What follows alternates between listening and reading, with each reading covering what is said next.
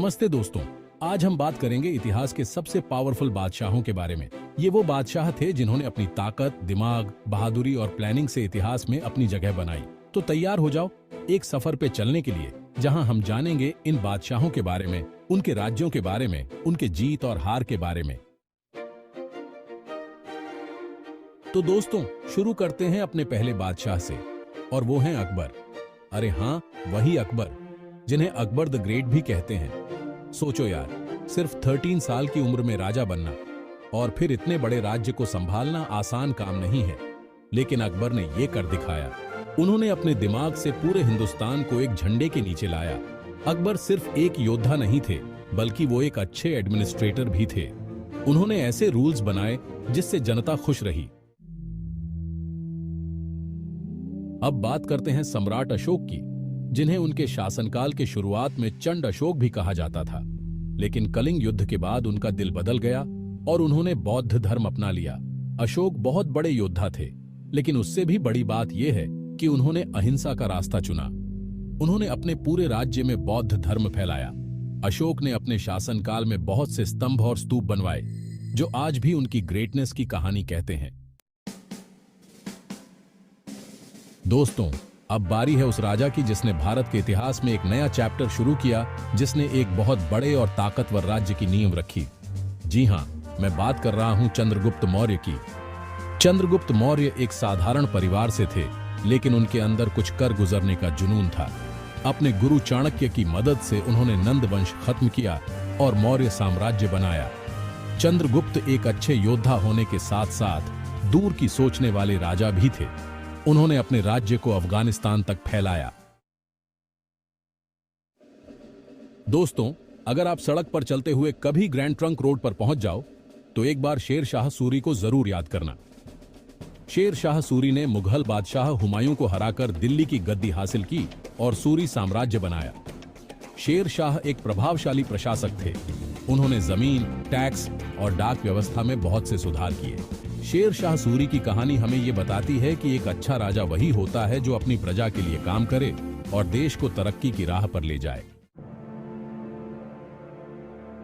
दोस्तों, क्या आप जानते हैं कि एक ऐसा राजा भी था जिसने मुगल साम्राज्य की विशाल सेना के आगे घुटने नहीं टेके?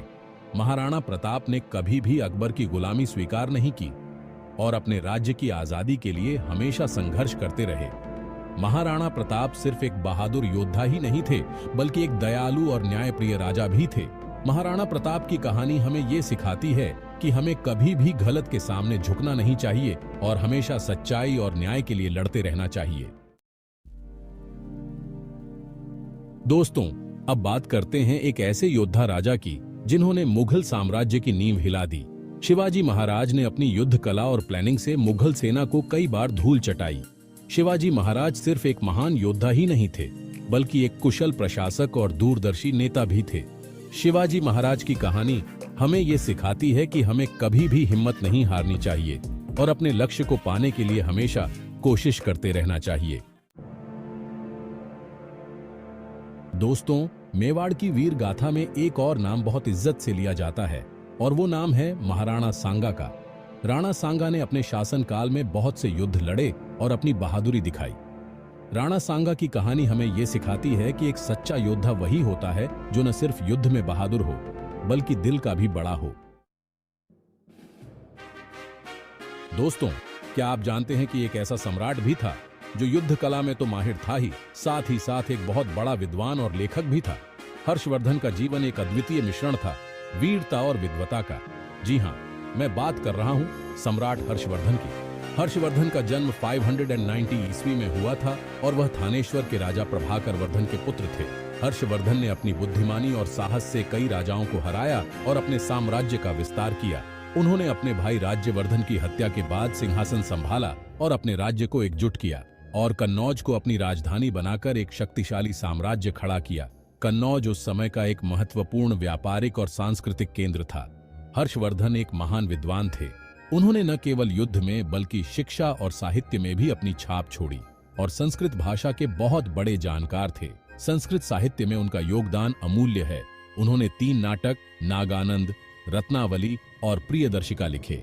ये नाटक आज भी भारतीय साहित्य में महत्वपूर्ण स्थान रखते हैं। हर्षवर्धन की कहानी हमें ये सिखाती है कि एक सफल राजा वही होता है जो न सिर्फ एक महान योद्धा हो, बल्कि एक विद्वान, कला प्रेमी और सब धर्मों को मानने वाला भी हो। हर्षवर्धन ने अपने शासनकाल में धार्मिक सहिष्णुता को बढ़ावा दिया। उन्होंने बौद्ध धर्म को अपनाया और बौद्ध मठों और विश्वविद्यालयों का निर्माण कराया। हर्षवर्धन कला और संस्कृति के संरक्षक थे। उन्होंने अपने दरबार में कवियों, लेखकों और कलाकारों को प्रोत्साहित किया और सब धर्मों को मानने वाला भी हो। हर्षवर्धन का शासनकाल भारतीय इतिहास में एक स्वर्णिम युग के रूप में जाना जाता है, जहां विद्या, कला और धर्म का अद्वितीय संगम देखने को मिला। दोस्तों, कभी-कभी जिंदगी में ऐसे मोड़ आते हैं जहां हमें अपनी किस्मत खुद लिखनी पड़ती है। ये मोड़ हमें मजबूर करते हैं कि हम अपने अंदर की ताकत को पहचानें और अपने सपनों को साकार करने के लिए हर संभव प्रयास करें। बाबर का जन्म फरगाना में हुआ था, लेकिन किस्मत को कुछ और ही मंजूर था। फरगाना, जो आज के उज्बेकिस्तान में स्थित है, उस समय एक महत्वपूर्ण सांस्कृतिक और राजनीतिक केंद्र था। बाबर का जन्म एक शाही परिवार में हुआ था, लेकिन उसकी यात्रा आसान नहीं थी। राजनीति की वजह से उसे अपना राज्य छोड़ना पड़ा और वो भारत आ गया। बाबर ने कई कठिनाइयों का सामना किया, लेकिन उसने हार नहीं मानी। उसने अपने सपनों को साकार करने के लिए भारत की ओर रुख किया और यहां आकर उसने एक नए साम्राज्य की नींव रखी। बाबर सिर्फ एक बहादुर योद्धा ही नहीं था, बल्कि एक न्यायप्रिय राजा, एक संवेदनशील कवि और एक प्रकृति से प्यार करने वाला भी था। उसकी कविताओं में उसकी संवेदनशीलता और प्रकृति के प्रति उसका प्रेम झलकता है। बाबरनामा, उसकी आत्मकथा, हमें उसकी सोच और उसकी भावनाओं की गहराई को समझने का मौका देती है। बाबर की कहानी हमें ये सिखाती है कि अगर इंसान में जिद और जुनून हो तो वो बहुत मुश्किल रास्ते भी पार कर सकता है और अपनी किस्मत खुद लिख सकता है। बाबर की जिंदगी हमें प्रेरित करती है कि हम भी अपने सपनों को साकार करने के लिए हर संभव प्रयास करें और कभी हार न मानें। उसकी कहानी हमें यह भी सिखाती है कि सच्ची सफलता केवल बाहरी विजय में नहीं, बल्कि अपने अंदर की शांति और संतोष में भी होती है। बाबर ने अपने जीवन में कई युद्ध लड़े, लेकिन सबसे बड़ा युद्ध उसने अपने अंदर की कमजोरियों और चुनौतियों के खिलाफ लड़ा। दोस्तों, इतिहास बताता है कि महिलाओं ने हर जगह अपनी पहचान बनाई है, चाहे वो युद्ध का मैदान हो या फिर राजनीति। रजिया सुल्तान का नाम उन महिलाओं में सबसे ऊपर आता है जिन्होंने समाज की धारणाओं को चुनौती दी और अपने साहस और नेतृत्व से एक नई मिसाल कायम की। रजिया सुल्तान को उनके पिता इल्तुतमिश ने अपना उत्तराधिकारी चुना था। यह निर्णय उस समय के लिए बहुत ही असामान्य था, क्योंकि महिलाओं को सत्ता में आने का अधिकार नहीं दिया जाता था। उनकी योग्यता और काबिलियत को देखते हुए इल्तुतमिश ने यह फैसला लिया था। रजिया ने अपने पिता के विश्वास को सही साबित किया और अपने शासनकाल में कई महत्वपूर्ण निर्णय लिए। रजिया सुल्तान ने अपने शासनकाल में बहुत से सुधार किए। उन्होंने प्रशासनिक ढांचे को मजबूत किया और न्याय व्यवस्था में सुधार लाए। उनके शासनकाल में दिल्ली सल्तनत ने एक नई ऊंचाइयों को छुआ। उन्होंने पढ़ाई लिखाई पर जोर दिया और कई मदरसे और पुस्तकालय बनवाए। शिक्षा के क्षेत्र में उनके योगदान को आज भी याद किया जाता है। रजिया सुल्तान की कहानी हमें ये सिखाती है कि महिलाएं भी हर काम में पुरुषों के बराबर काबिल होती हैं। उन्होंने अपने समय की सामाजिक बाधाओं को तोड़ते हुए यह साबित किया कि महिलाएं भी नेतृत्व कर सकती हैं और उन्हें अपने हेक यू के लिए आगे आना चाहिए। रजिया सुल्तान की विरासत आज भी हमें प्रेरित करती है कि हम अपने अधिकारों के लिए संघर्ष करें और समाज में अपनी पहचान बनाएं।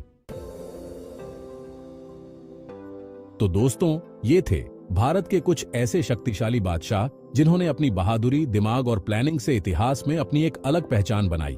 उम्मीद है दोस्तों, आपको ये वीडियो पसंद आया होगा।